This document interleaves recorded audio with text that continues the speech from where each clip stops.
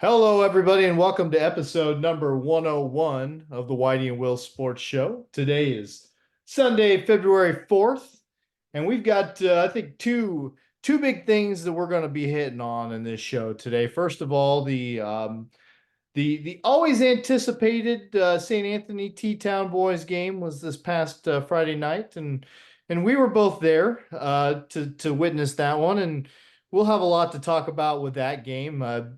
Particularly with how well St. Anthony played. That was quite the game for the Bulldogs. But Hey, we'll talk about. Whitey, Yeah. is woodshed one word or two? I think one word. It's Okay, probably you can go whichever way you want. But yeah, St. Anthony was that's pretty quite much. impressive. Quite Yeah. impressive in that game. And then the girls regional pairings are out, so we know where everybody goes, who they play, and we'll be able to talk a little bit about that. They're walking into their final week of their regular season, Yes. Yes. so We just had our Holy Trinity coaches on. It seems like 2 weeks ago, Whitey. it goes by pretty quick. But we will. I might even bust out the screen share and bring up those Ooh, I brackets. like it when you break out the technology. Yeah, it's pretty tough to click those buttons, but And I somebody. do want you to notice I'm not just a fair weathered fan. When the horrendous Indiana Hoosiers got beat yesterday, hey, I'm still wearing my hoodie, so I'm not just fair weathered. Well, everybody loses to Penn State at home once in a while. That was a suck fest. Illinois And playing here's the right now. best part. The best part is Mike Woodson starts calling out some of his players and said they weren't, as a group, they showed no fire in the second half. Last time I looked, Coach has a lot to do with it. So, I okay. don't. I'm just gonna. And that's I'm too not much sure. Indiana basketball for tonight. So let's move on. I'm not sure that Coach Woodson is going to be deemed to be the man for the job by the time this is all said and done. He seems to be another in a long line of questionable choices in that particular post. Yeah, yeah. But we'll see. I don't know. Fair, fair. It's not an easy job to do either. Uh, Illinois is winning, by the way. Although I Dane, saw that. They were down at half, but now they're winning. yeah. Well, Nebraska's They can not. shoot it. Yeah, not they're not Nebraska. You know what I'm saying? They got some kids that can shoot it. They really do. Yeah, they. Anyway, we'll see. I'll try not to react too much. I do have it. I have it going on Oh, my. by the way, I was told by the Hall of Famers here having supper with us. He said Brad Underwood got a tee in the first minute of the He game. did, and it was the call the no call that he got it over was pretty. I don't know. That kind of led me to believe that maybe he just decided he was going to, you know, Maybe it was staged like the great John Gross's tirades to try to fire people up. That well, after you did it every game, it got a little old.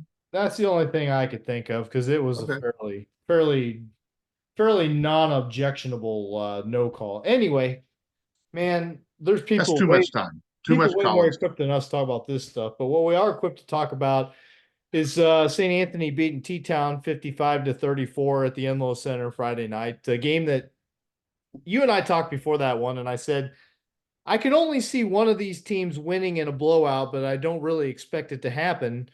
And then it happened. And to be honest, the game wasn't as close as the final score. No, it wasn't. It wasn't. Both teams went to pretty deep in the reserves fairly early. Turned About into 4.5 minutes to go, I think. Yeah, it was JV game part two by the back half of the fourth quarter. Right. It's I don't know. Ryan Schmidt started off the night again, not missing a shot for a very long time. I don't think he missed a shot until the fourth quarter, which I don't know exactly what he did against Casey, so I can't speak intelligently on that. But the last two times I've seen him, he's basically not been able to miss. Um, and he, you get that, but then the story of the game, I don't think was so much anything to do with offense. I think it was that St. Anthony just thoroughly shut down the shoes, played the kind of defense that could take them a long way. Well, and it did. And, I saw St. Anthony play Dietrich in the NTC, and I will say I did not come away overly impressed with the Bulldogs defense because I felt like Dietrich kind of exploited some things, got some easy back cuts, really hurt him on some pick and roll stuff. And, but yeah, those are not two things T-Town does much of right now. And I'll tell you what, they guarded him, and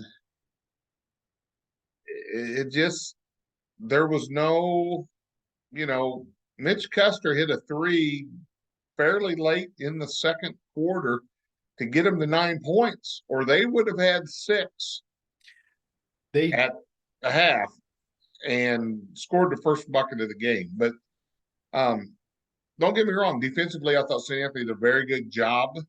They, they deterred Shoes ever from really attacking the basket, and they never looked really to attack. It was just, we're going to move the ball, reverse the ball, move the ball, and then we're going to get what we want. And, they weren't getting ever what they wanted. Just not a fun game to watch if you were in Navy that night, because they're just, you just felt frustrated because, there were times in the game you didn't know if, how are we going to score? I did see a couple things, a couple times I saw Mitch Custer really push the ball offensively up the floor, which he's quick. And that, oh, he can't get to the hole and score. That's okay.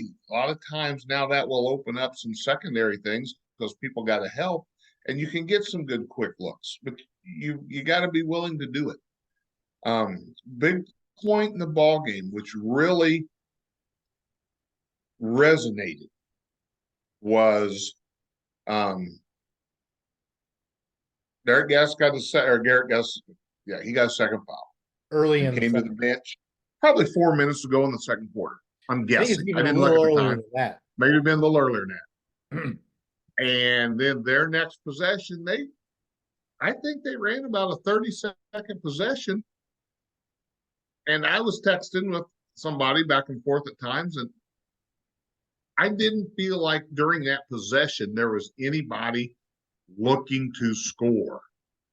There was never a catch triple threat, jab something like I'm going to attack and make something happen. It was just, a cycle. And the thing about basketball, and I don't care if you run the flex, if you run the shuffle, if you run whatever pattern offense, this dribble, handoff, weave, whatever you run, you're not going to get the quote option one shot you want to get. At some point, your kids have to make a play. Kids have to make a play and be scorers and be scoring threats. And not always, but there are games when T-Town gets a little, they're not looking. And that's got to change. Now, we'll talk about Saturday's game here in a little bit. And it obviously changed then. Mm-hmm. But that was the biggest thing. And then, like I said, St. Anthony, they weren't giving you much daylight. You had to earn everything you were going to get. Yeah, I mean, that's kind of what I go back to is that, yeah, I mean, like you said, Gaddis picked up that second foul. He had to sit. And so you're playing that game, you're everybody else.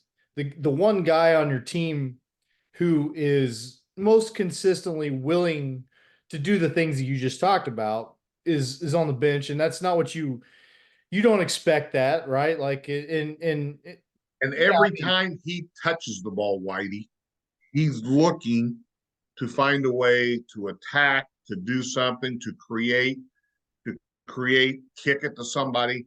He is always in attack mode, and that's why he's one of our better players in the area right now. That game at Christmas against Dixon, he carried that team on his back.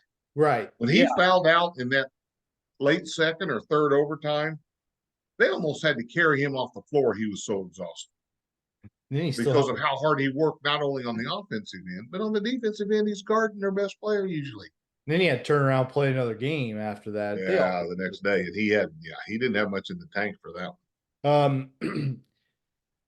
Do you think, without jumping ahead to T-Town's game with Robinson on Saturday, do you think that the fact that they probably knew going into that game that Garrett wasn't going to be available, that maybe the mindset, people got in that mindset, I got to do something ahead of time instead of having to make that adjustment in front of hundreds and hundreds of people in the other team's gym? Do you think that could make a little bit of a difference as far as gearing up? I mean, you don't have to make that instead of having to make that decision in the locker room at halftime, you're making that decision, before you have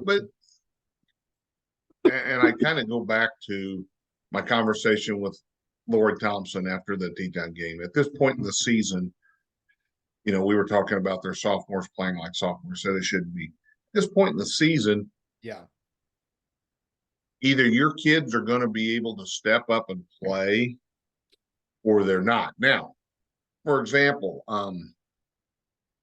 Sam Link, I've watched Sam play. Sam doesn't always look to shoot first. I would have not guarded Sam. I would have sagged off of him. And I heard Cody address that on the post game, where he hit a big three, and a couple other times he looked to do some things. Yeah. But I did that multiple times when I coached. They're just kids we didn't guard. I did it 3 times against T-Town. We had 3 of the best games of the year that year. But you've got to kids got to have confidence. There's a kid on the T-Town team right now, beginning of the season, he was when he got open looks, and he wasn't bad. He's kind of streaky. He didn't even look shoot anymore, at all. He's lost his confidence. I'm not saying he's a kid going to score 20-some points a game, but he's a kid that knocked down a jumper for you here and there. And that's your kids got to feel confident to take the shot.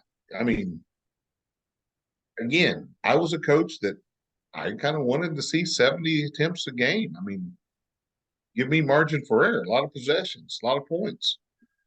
But you gotta do that. You gotta look to put points on the board. You really do. And they've had games this year where they've scored, and that's when people were asking me what I thought. And I said it depends on which T-Town team shows up. If it's T-Town team that shows up that can score, it's going to be the old Jim Ross slobber knocker. If it's T-Town team that shows up that has trouble scoring, St. Anthony's going to get them. And Gaddis in the third quarter, fairly early in the second half, took a shot to the chops. Max Kane right under the eye, and it was inadvertent.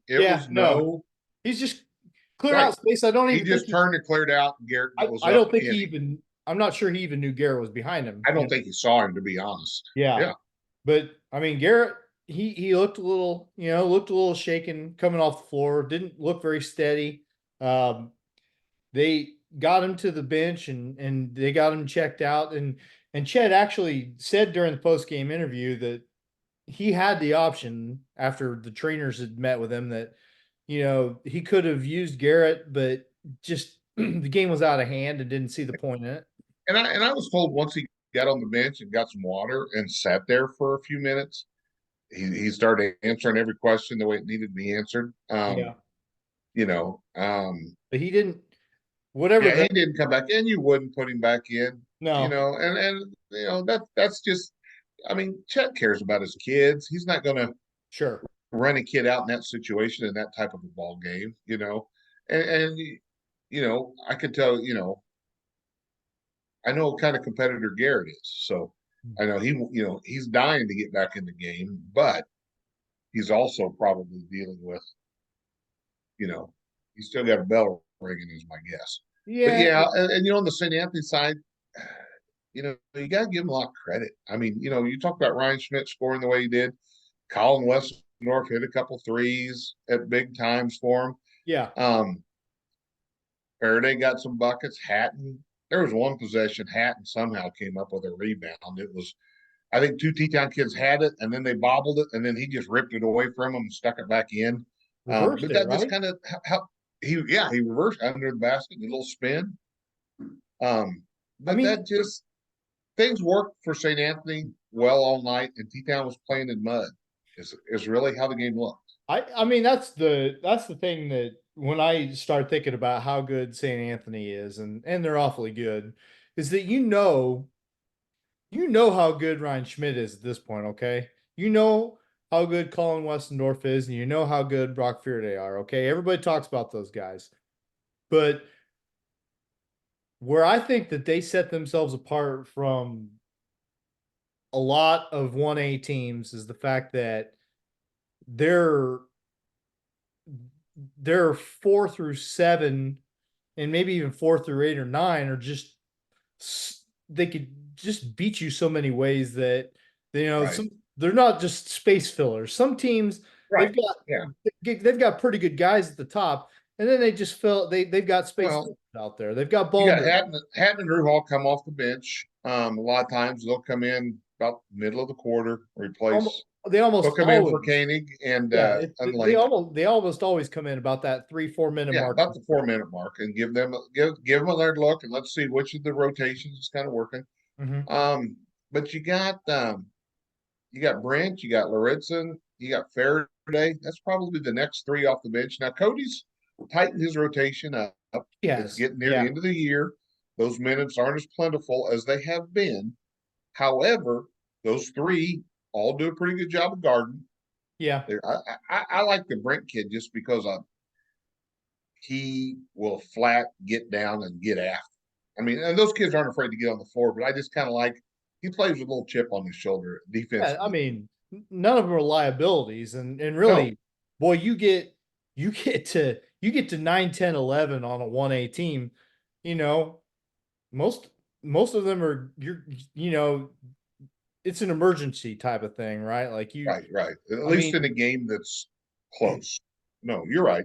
but And yeah, I but mean, it was just one of those games. I think things clicked well for them. They're on a roll, but yeah, they can't start reading their press clippings because that sectional, which is at St. Anthony. However, you're going to have an Altamont, maybe a Diedrich, and a Tuscola. I've seen Tuscola. yeah. They got some kids that can play, Whitey. Well, They got some kids that can play. hey, they're gonna see Tuscola, by the way, because they're gonna play each other in the shootout this weekend. No, they're not. Did they change it? I just saw the schedule, man. Oh, I thought they were playing Warrensburg Latham. Uh, I can look it up, but I thought Altamont was playing Tuscola. no, I don't think so. Oh, did they change? I swore I saw that. St. Anthony was playing like the Oh, it middle is of the Altamont. You're afternoon. right. I'm sorry. St. Anthony's playing Nokomis. I don't know how I got that Nokomis. switched What'd you around. just say? What'd you say before that? You're what? What's that? Did you Oh, say yeah, I was right? I messed up. Yeah, Yeah, they weren't. Central A&M and North Clay, then Sullivan and CHBC, Shelbyville and Diedrich, which probably pretty decent game. That'd be a St. good ball game. St. Anthony and Nokomis, and then Bloomington Central Catholic and KZ Westfield. They've shoved that one in at 4 o'clock. Yeah. Meridian and Neoga, Warrensburg, Latham, and St. Elmo Brownstown, which seems like it ought to be a pretty solid matchup, and then Tuscola Altamont. So sorry, It just seems kind of strange you got St. Anthony playing so early today. yeah, I don't know. Maybe there's could be some reason they asked to play that early. I Yeah, don't I know. I don't know. But yeah, I mean, listen, you obviously don't want your kids to get you don't want them to get too full of themselves. Well, they've been beat by him in the last 2 years. So I don't think they're not going to be ready to play someone like that in the postseason. And they're a different team than they have been the last 2 years they've played them. So we'll see. It'll be Yeah, good to, maybe I get to do some radio about they that. just yeah, well, we're gonna have to start there's gonna be a lot of hard decisions to make. I mean, covering St. Anthony's not gonna be a hard decision, but with everything going on at the same time and how they've smushed everything together with the girls and boys a little bit, like, and sometimes having them playing on same nights and stuff like that. Like, I saw that. You'll I get don't it fixed. know. I don't know how we're gonna. Don't know how we're not gonna make it all happen. We're just gonna do our best. No, can't. I So mean, that was St. Anthony's only game of the week, correct? Or did they play Tuesday? They they beat Casey Tuesday. let me look here. They didn't they played Casey. Yeah, they played Casey on Tuesday, beat them by 15. Um in that game, they got scrolling up here. They got 22 from Schmidt, 13 from Fearday, 12 or 13 from Westendorf, and 12 from Fearday. But again, the more games I see, the less I get caught up in looking at point. I mean, point totals are nice, obviously, but Brady Hatton, again, I just go back to him, and he's scoring less than 5 points a game. And if you think that even uh begins to tell you what kind of an impact that kid has on the floor when he's out there. And Nick Ruhal is another example. I mean, he doesn't score much, but he's a good shooter. Okay. He just, Well, and the thing is, I think that they pose problems, and it was evident in the Teton game when Gaddis was in foul trouble. Chet didn't have enough kids to guard all three of them. right. Because at one point, I think he had sophomore that on Ryan Schmidt, and I texted and said, "Hey, that's like shooting fish in a barrel." And then they had to make that change and make a change defensively. But it's hard for a team to match up and have to really guard three good scorers when one of them isn't a big. If you've got a big, a lot of times you assign your big there, and then you've usually got two kids who can guard kids on the floor who can shoot it and take it to the hole sometimes. But it's hard to have to guard three kids who can shoot it, who can take it to the hole, and are scorers. They can all score off the dribble, and that's where they're a major matchup problem. Well, in a team that can bring a second extremely capable point guard off the bench, so that Yes. if anything ever happened to where you just couldn't use Sam Link, okay, you don't have to ask Brock Fearday to start running the point all of a sudden. You don't have to ask Colin Westendorf to start running the point. They can No. still do the things that Right. they're best at doing and where they're most effective in the offense, because you could just plug Ruhal in there. Like, Ruhal Mm-hmm. could start, okay? That's nothing Yep. against Sam Link, but Ruhal could start, okay? And Yep. they'd be just as good. It's Yep. just not what they do, and they're comfortable with their roles and they're doing it all year Right. long. And that's what they're And gonna do. both of those point guards are pass first point guards, which Yeah. is fine. Both capable of scoring, and what Koenig brings to the table, generally he draws the toughest defender. He guards the hardest. He'll guard more than, I mean, he guarded Gaddis to start the game, I thought, over Westnorth. But the thing is, um, he's physical, and it's just a matter of, what you get. Yeah. But beating Casey, you know, and nothing against Casey. I know Coach Britton, Tommy Tommy Brandon, pretty good. People always say, "Oh, Casey's going to be really good." They, I think they get overestimated a little bit. But then last year, man, they played great in that sectional. Yeah. I mean, they're sitting at 13-10 right now, but Right, I mean, they push it a little bit with the non-conference stuff that they do too. right. They play a pretty good outside the conference schedule. I don't know.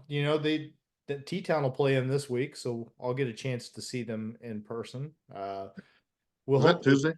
yeah, and we'll hope that Garrett is able to play that one. Garrett did not play against Robinson, and T-Town was trailing Robinson at the half. I think you said maybe down double digits briefly in They were that game. down 10 early. Mhm. Mitch told me they were down 10 in the first quarter. Okay, it was 1 point by Robinson kind of halftime. come out and shot it. Yeah, no, they shot it well early, and then Teton kind of came out in the second half. I think they had what, three kids in double figures, two kids in Joey Nieberg and Mitch I didn't. Custer were their top two scorers. I admit to not seeing point totals from that. I just saw that it was 63-50, I believe, was the Yeah, final score. they may have had three kids in double figures, but we'll see. And one last thing in that Teton game, I felt like early third quarter maybe. Austin Blummer was in and got a quick bucket for them, and St. Anthony didn't have an answer for him on the block. I believe that.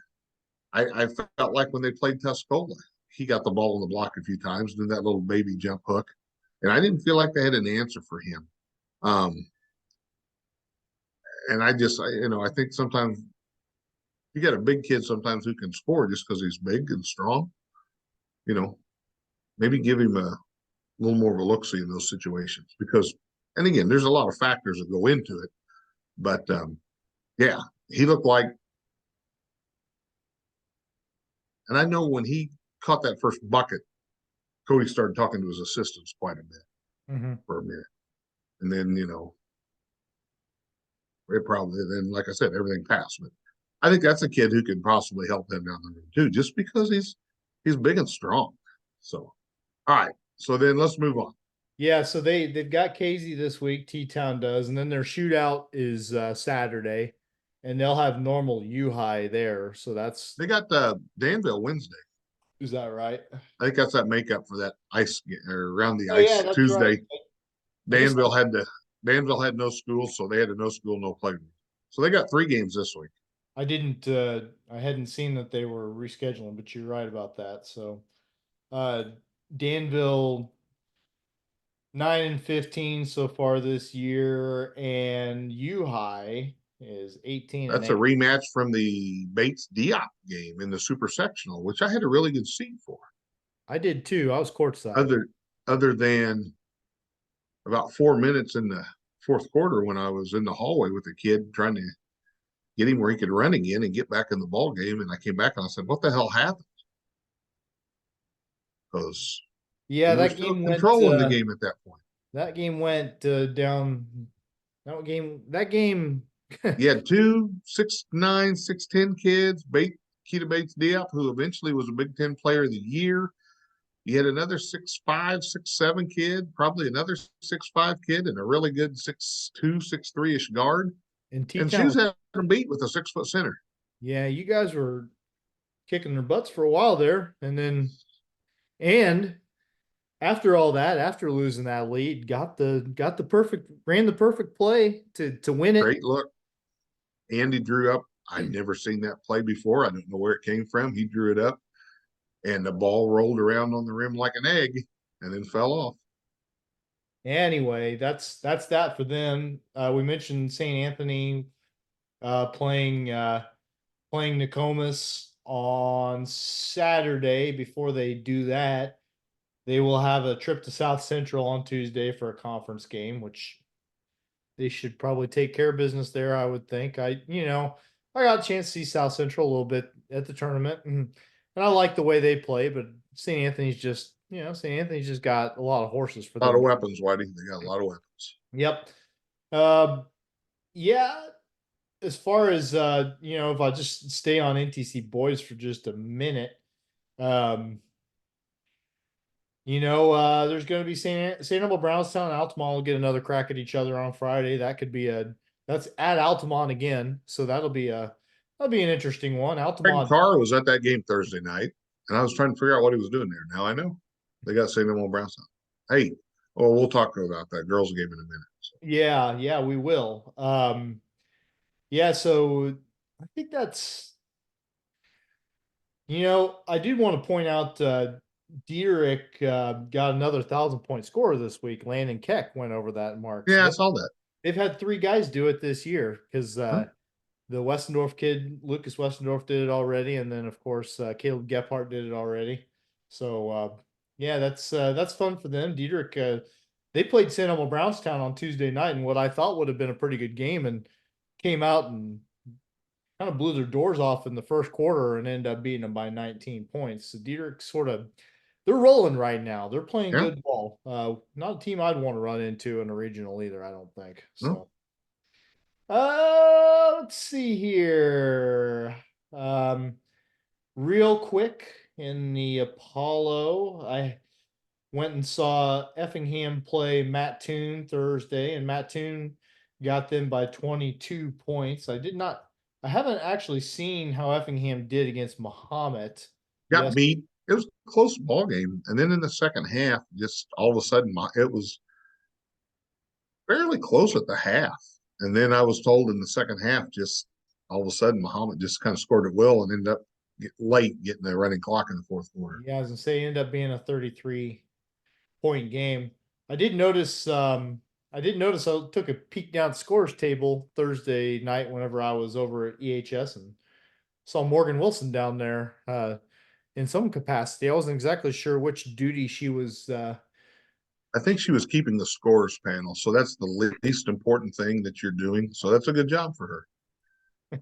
Well, she did a good job. I She didn't can't know. keep track of when a bunch of subs come in because you got to change that on the board. So Oh yeah.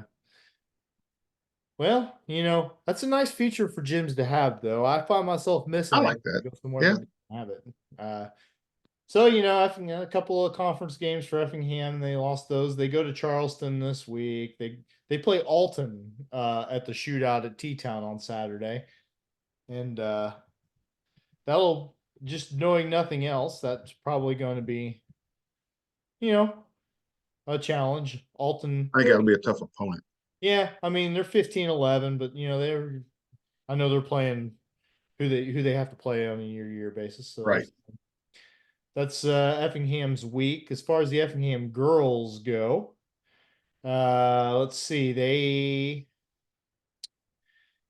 they played Charleston on Tuesday and won that by 30 points, although that was a close game at halftime, and they ended up beating them pretty easily, and that's all they had this week. So I can't speak much to that. I did not end up broadcasting that one. I actually ended up at St. Anthony's Memorial Hospital with a spouse who had her gallbladder taken out. So, I'll tell you what, those ladies and their gallbladders.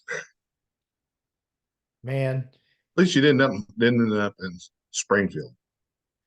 it's yeah, I think it went pretty smoothly for us, all things considered. There you go. Well, that's good. Feeling terrible for quite some time before the actual procedure. Ah, been there, done that, Whitey. Well, anyway, that was Effingham's week. It was a short one. NTC girls. Uh, you had Altamont conclude a perfect NTC season by beating Neoga at Neoga on Monday, which I actually went to that game and watched it. Altamont was up by 12 in the first quarter, I think, at one point. Neoga played well enough to keep it close, but was never in front. I never felt like they threatened either. They Right. scored a couple of late buckets to make that score look a little closer than it actually was. But then St. Anthony also concluded. In fact, everybody has concluded their NTC schedule. That's over after this week. St. Anthony had one pretty big, or at least what seemed like it should have been a pretty big test, left, and that was Brownstown coming into the Enloe Center. And Brownstown St. Elmo, listen, that's a team that's won 23 games this year, and you were there and had St. Anthony down a half, according to you and other people that I know that were there. But Bulldogs ended up pulling away a little bit, got a 13-point win. I don't know. Yeah, and a lot of it was late. Was I would say closer to the 13-point game. Brownstown shot it awfully well. They Yeah. really did early. They hit a lot of threes. Little girl from Brownstown that's the freshman again. Deanna Hazlett. Yeah, you were very complimentary of her when we talked about this earlier. Yes. That young lady can play. I love her shot. She's a shooter. Okay. She's a scorer. She can shoot it. Size wise, she's not very big. However, she can handle it. She can pass the ball. She sees it. She can guard. Very, very impressed with that young lady. And it wasn't just her. They had three girls. Who's the senior? The Lexi 24. Seabaugh. Yeah. Actually, Seaball had a nice game, hit a couple threes. Had another little girl, maybe number 4, because I didn't grab her program. I was just trying to relax and watch a game. She shot it well. Friend of the show, Stacy Vonderheide, had the quietest 30-some points I've ever seen in my life. 32. Just didn't know. Yeah, it was just, she just, you know, her and then Ruhal hit a couple threes in the second half. Faber hit a 3 for him. They kind of got it going in the second half. Switched defenses. Played their 1-2-2, and Brownstown got a lot of openness in the first half and buried him. Just kept making. Yeah. Came out second half, played man. Rios girl guarded Hazel and did a very good job on her. She impressed me. There was one time there was a loose ball and she kind of dove for the ball, but batted it back towards their basket, and they were able to go get it and get a layup out of that. Saw some nice things from her. A lot of fouls. The Bulldogs had a lot of fouls. Silly fouls. Just, somebody dribbled by and they just whack. Well, they were in serious foul trouble. Nuxall fouled out. Ruhal fouled out. Who's another starter I'm missing? At this point, I mean, they had 3 girls foul out. Right now, it would be Vonderheide, Ruhal, Rios, and Nuxall for sure. And then it's kind of Faber has started some. I mean, they have. But Faber. Was it? She didn't start, but she may have fouled out. They're kind of, I mean, that's the thing for them is, I mean, there's just not a lot of bodies there, okay? Right. But they had to go, I think, the Denning girls, a little freshman. She had to come in, and it was still, I mean, if St. Anthony started throwing it away, then it would have got real tight. Yeah, but, I mean, Stacy Vonderheide just kept making free throws down the stretch. But yeah, it was a good win for him. I think the fouling, if we can go back to that for a second, I think when I think about St. Anthony, what I've seen from them in sectional play the last couple of years, that's the thing that can get him into a little bit of trouble is that you want aggressive, right? Aggressive is good. Aggressive is what has gotten them to the point where they're at, where they're winning lots of ball games and beating good teams. But you do have to know when you got to dial back a little bit. You have to, if you're a player with 2 or 3 fouls in the third quarter, you have to understand what your personal situation is and where you're leaving your team. If you reach, and that's what majority of their fouls are, reaches, or when a shot goes up, it look like they're some of them will just come in like they're jumping in a mosh pit to get the rebound. You can't displace people by jumping through the air into them. Right. But they're fouling. That was the thing. I was talking to a guy and I said, they all of a sudden had several people with 4 fouls. Stacy Vonderheide only had like 1. Yeah. So, listen, Stacy Vonderheide is an athletic kid who is in full control of what she's doing out there. Okay. Yeah. Now, Whitey, I did see something. I don't know if she does this normally, but when it was senior night and when they introduced the starting lineup, she did, when you come out, you have your 1800 handshake thing. Oh, she come out and did like a cartwheel round off or just something. And I was like, wow.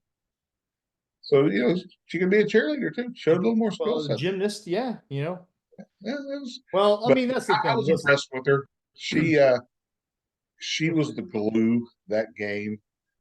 She really was. And yeah. I mean, and Santa's got a lot of tools. They got a lot of weapons. They have a great opportunity to make a very deep run. Yes, they do. Absolutely. However, when a girl's driving by with a dribble, you can't do a haymaker reach and whack her. Yeah. And then look around like someone stole your puppy when they call the foul. Yeah. And the funny thing was I was talking to a St. Anthony parent over the weekend. They said, well, we usually have trouble with that. A crew, when they had called games, would get a lot of fouls called. I said, well, then you adjust. And these guys call it tight, so you don't whack people. It's pretty simple. But when you have Vonderheit and her 25.8 points per game, and you have Nancy Ruhal and her 21.2, like you're tough to deal with, you know. I mean, Very much so.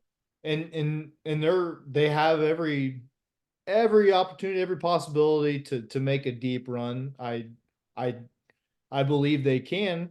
What we have talked about here is just every team has got something that they could be better at, and for them, I think In that's my it. opinion, they got to be better at fouling because But I with was in, the depth being what it is, that's something you just got to be mindful of. You know what I'm saying? I mean, no offense to some of the kids coming off the bench, but they just can't afford to go super deep right now. and they moved, and I felt like they moved the ball pretty well offensively. They got a little tight sometimes in spacing and had some tough passes to make and turned it over there for a while, quite a bit in that first half. But I felt like in the second half, when they went man to man, they really adjusted. To be honest, if they're not fouling, they win that game by 20 some points because Brownstown St. Elmo, I'm guessing, had almost half of their points in the second half from the line. And they didn't miss free throws. When they went to the line, they buried it. And you talk about the Hazlet girl, but that team outside of Seaball, you look at their top four scorers on that team.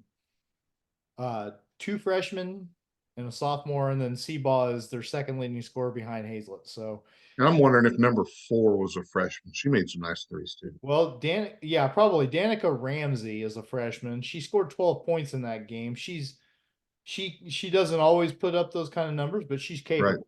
So She was open. She shot. She made it. I was impressed with them. I you really I didn't know what to expect in that they game. had remember they had a junior high team go their eighth grade team. Did they Right. go state? I think they might have And got.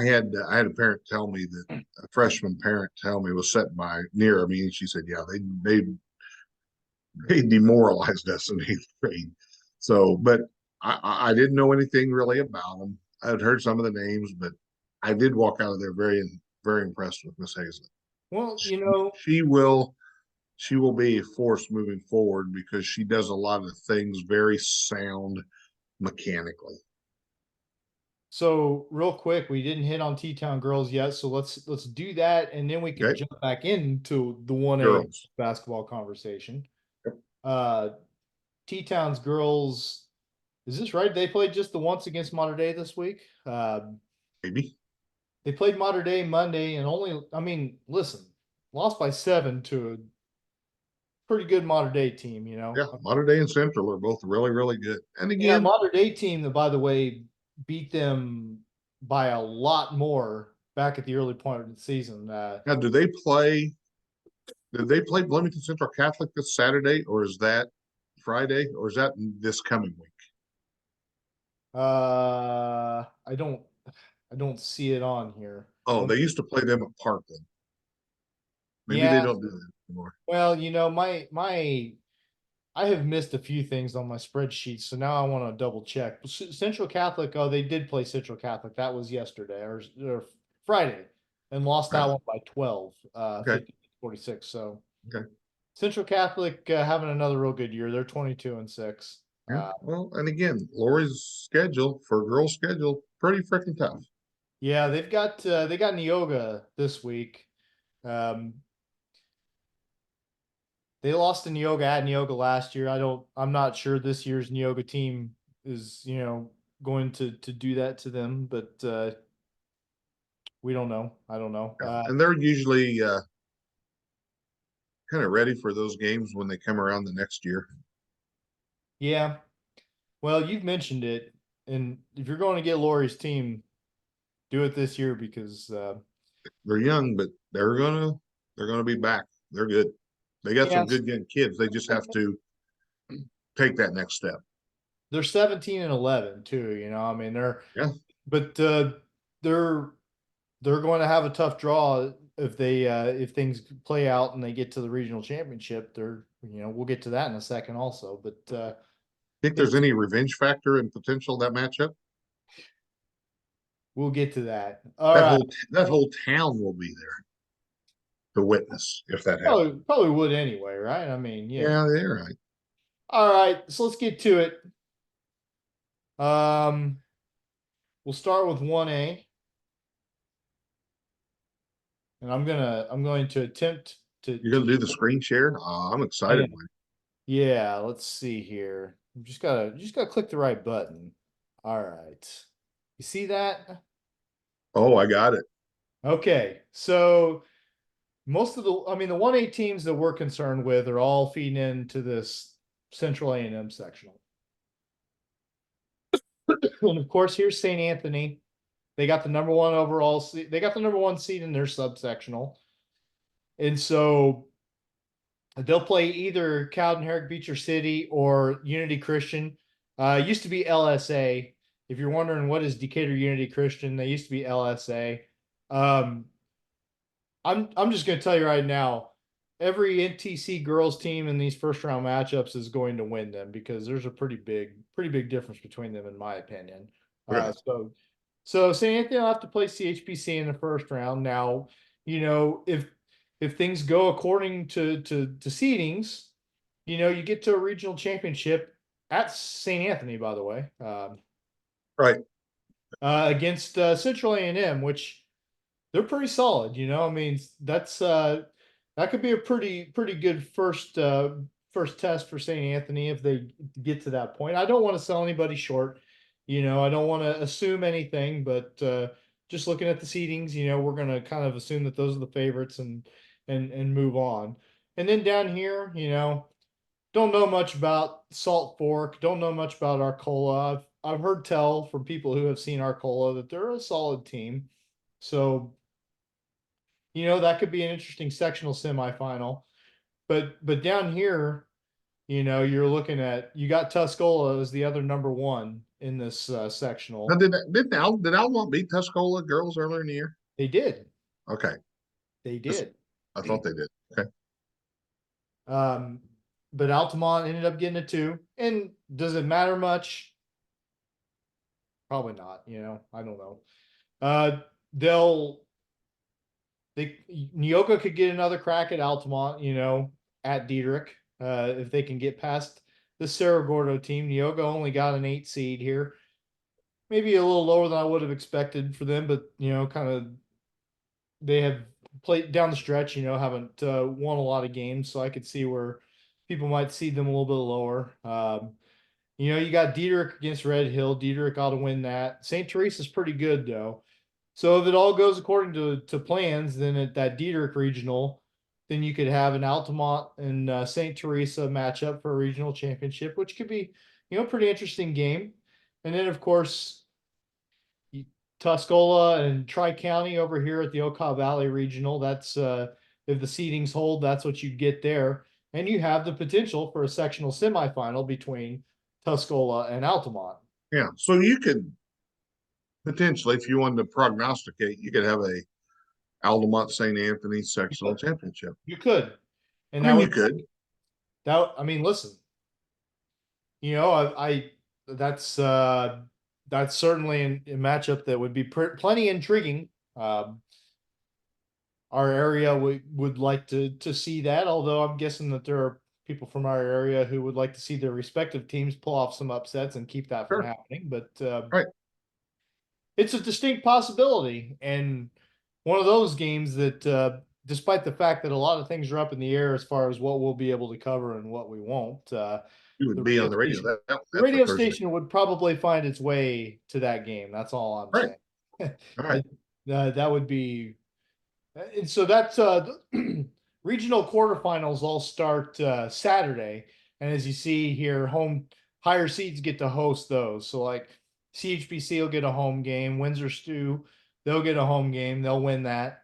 Neoga will get a home game. Diedrich will get a home game. And then it moves on.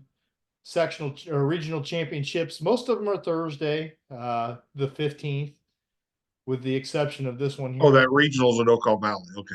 Where's Brownstown St. Elmo? Yeah, so Brownstown St. Elmo goes elsewhere. They're the kind of the exception. Well, maybe. Here it is. Okay. So they're in the Nokomis sectional, which means that they're actually in the Mount Olive regional. They went away from everybody else last year too. Okay. The thing is that they're a 3 seed, and this Father McGivney team is supposed to be pretty good, and so Okay. that could be a potential regional championship at Mount Olive. Uh, Altamont girls play. No, that wouldn't be a chance. Yeah, it could be a potential. I'm sorry. Yeah, no, that would be a regional championship if it goes according to the seeds. So that would be a big test for them. And then this Hardin Calhoun up here, they're always just good at when it comes to girls sports. It feels like they're always just softball, basketball, always a tough customer. So that would be if Altamont or if St. Elmo Brownstown rather, or Brownstown St. Elmo, I should say, since for girls it is Brownstown that hosts that co-op. Uh, Brownstown, if they were to advance out of a regional, they would have to play, Hardin Calhoun or Nokomis at the Nokomis sectional. So they go a different path, but I'm guessing they're not complaining too much about getting away from the other NTC schools. Maybe Oh getting no, I think that's and you get a chance now to go play and do something. I mean, yeah, that'd be cool. I'd like to see, after seeing him play, that'd be neat to see him do something. yeah. I mean, I think you just root for those local teams to make some noise. So there's your 1A. I hope that kind of gives people an idea of what's going on. As far as 2A goes, we obviously just have the one 2A team to be concerned with, and that's Teutopolis. I went away from the bracketed look for some reason. I clicked on the wrong That's all tab, right. but here it I can. is. It's the Newton sectional that they're in, and they're going to play at the Lawrenceville Regional. They drew a 3 seed in their subsectional, which means that they're going to play Marshall or OPH in the first game, which that'll probably be Marshall, and they will. I've seen Marshall. T-Town should win that game. And then obviously you got Mount Carmel in the other semifinal against either Lawrenceville or Cumberland. And so all signs kind of just point to a Mount Carmel T-Town championship game in that Lawrenceville regional on February 15th. And So you if that got happens, does Mount Carmel fly Tyra Bus back or Tyra Davidson back from Europe and have her come out and stand at center court before the game well, starts? I don't know, because the thing is that maybe they're thinking they never won one when Tyra Bus was there.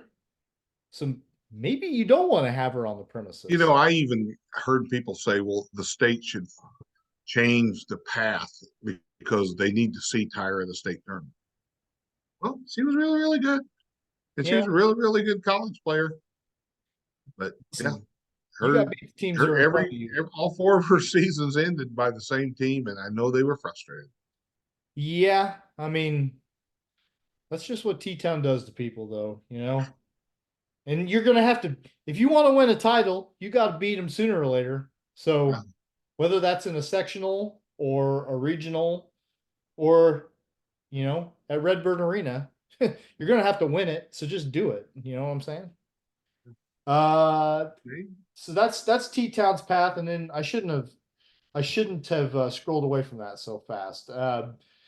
Just looking at the sectional, as far The as best part of that sectional. I mean, it's um the best part about that whole thing is if I'm Teutopolis, they went north, so there's no on that other side in that other sectional. Mhm. There's no team by the name of Breeze anywhere in there. This is true. This is true. And both You of know, them are a handful. oh Uh, yeah, yeah, they would if T-Town were to win that Lawrenceville regional, then they'd play the winner of the Sullivan regional, and Maroa Forsyth would be your top seed there. Sullivan would be the other team that just on paper is kind of favored to get into the title game of that Sullivan regional. I don't know anything about Maroa Forsyth. I think Sullivan's okay, but I know that they lost to Arcola in their conference championship game because they're both in that Lincoln Prairie conference. So teams that's a team I just know nothing else. I feel like T-Town could handle that matchup. Maroa, I'm not sure about. Yeah, well, it'll be interesting. I mean, for one thing, Lori's kids will not see a single thing in the postseason they have not already seen in the regular season. Just out of curiosity, I'm looking now. Breeze Mater Dei hosts a regional, and then Breeze Central is in that same sectional at Nashville. So, oh yeah, let's see, Mater Dei and West Frankfurt. So they could potentially play each other in a sectional championship, but yeah, only one of them is going to make it to state, and they're probably both capable of it. You know what I'm saying? yeah. Well, yeah. No, they're both pretty salty. Okay, 3A.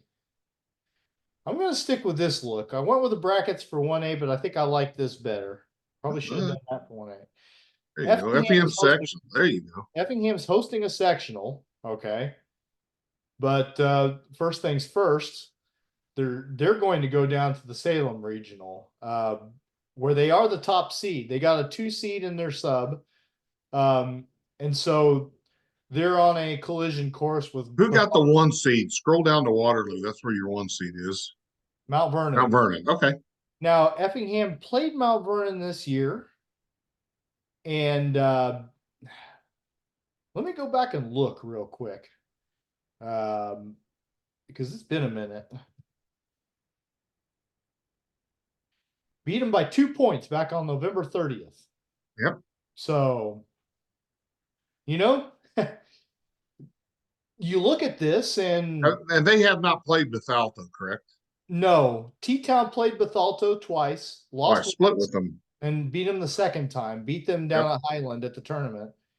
And we know that Effingham handled T-Town. You want to play that game? You can. It's not the most meaningful game, but sometimes it's the only one you can really do until they actually play each other. I think the biggest advantage, if it is an Effingham Civic Memorial Championship game, is Effingham's played in that gym. That sometimes can be a tough gym to shoot in if you've not played there with the balcony on one end, and if they have the curtains open with the deep stage. I've seen teams not shoot it well there. So, but Effingham's played there, so, and Effingham's really, really good. I mean, I like their team. I like the way they do things. Jeff's got a lot of pieces. He doesn't rely on one kid. No. Yeah. He can, as you saw, they can win a game, with maybe their 5th scoring option be leading the way, it just sort of depends. So they're certainly capable of getting into their own sectional, at which point they would play the winner of the Waterloo Regional if they got that far. And like we said, Mount Vernon's your top seed there.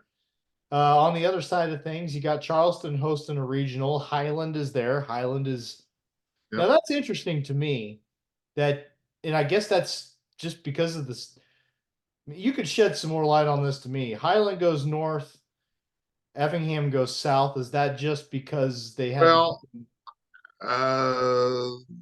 yeah, they're two pods. Different subsets. Highland's in the pod with Charleston and Carbondale. So that was the one subsectional, and then Effingham's in the other. So yeah. It's just kind of funny to me, to know that they're going to be driving past each other on the way to regional games, but sometimes not really.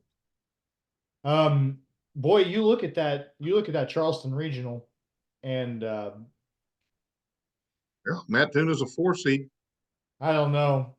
Matt Toon started off the season really well, but lately hadn't really been there for him. You would think the Highland just on paper looks like, I won't say a lock, but they'd have. I mean that you should have a good Effingham sectional, and let's hope the Hearts are there.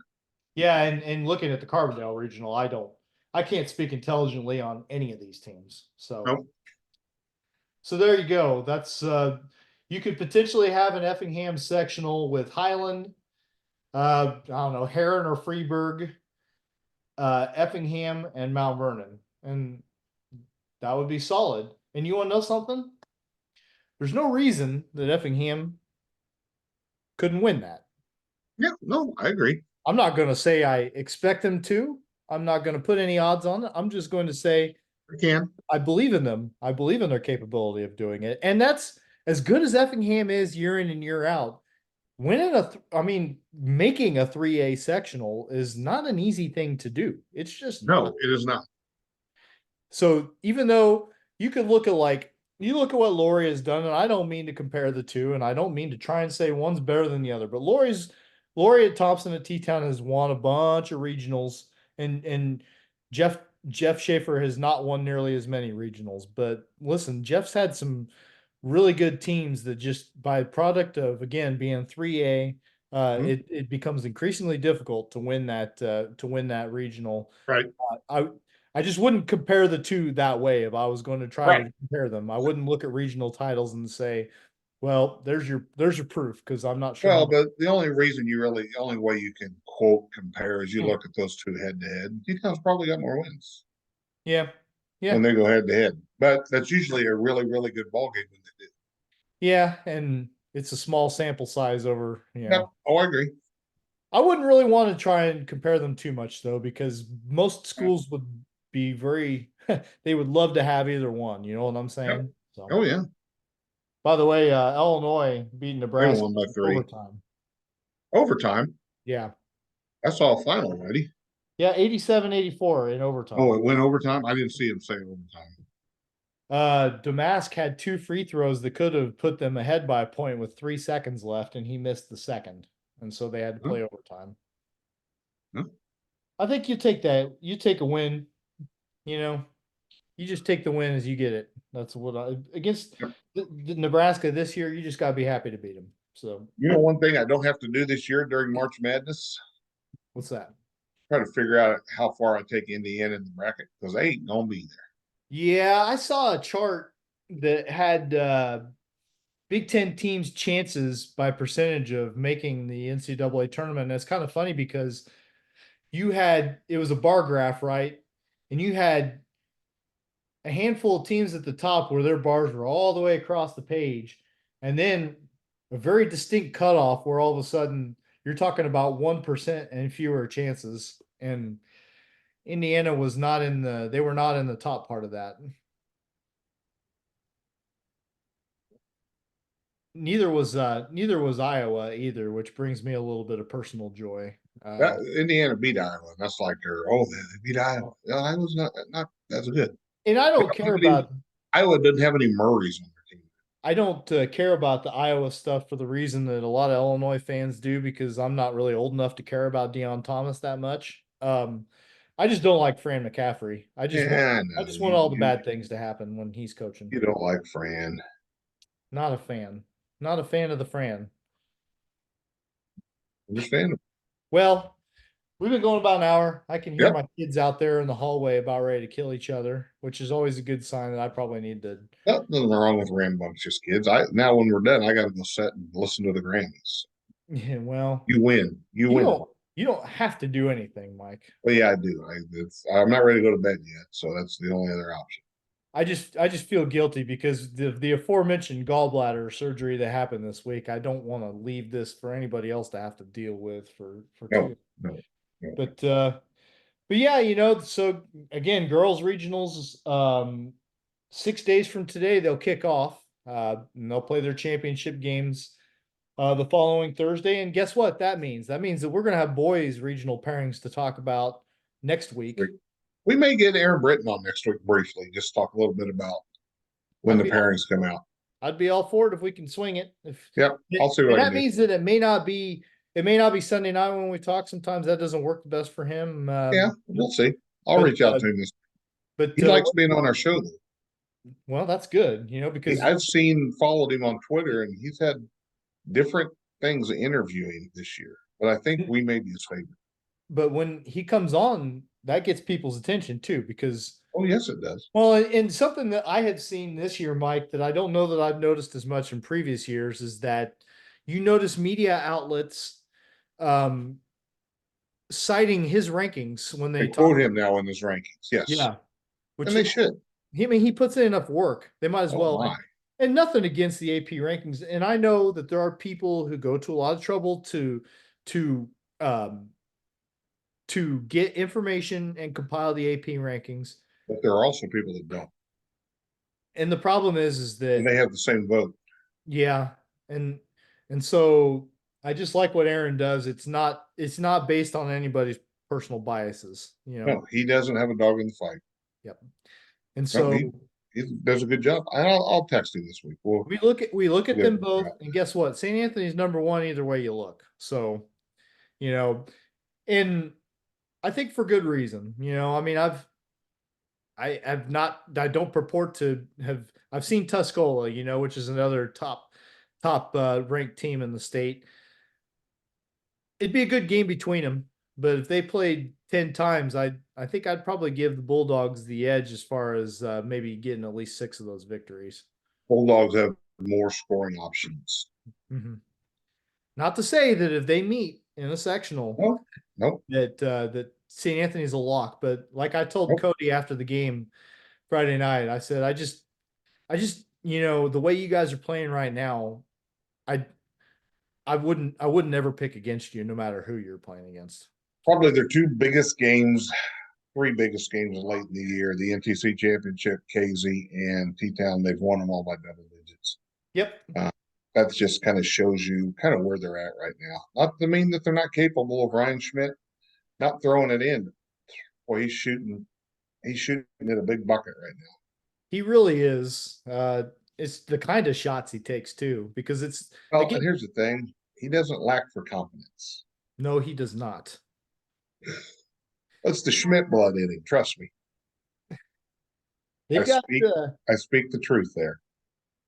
And they've still got they got Altamont coming in next week, and yep. You know, I mean, listen, you know,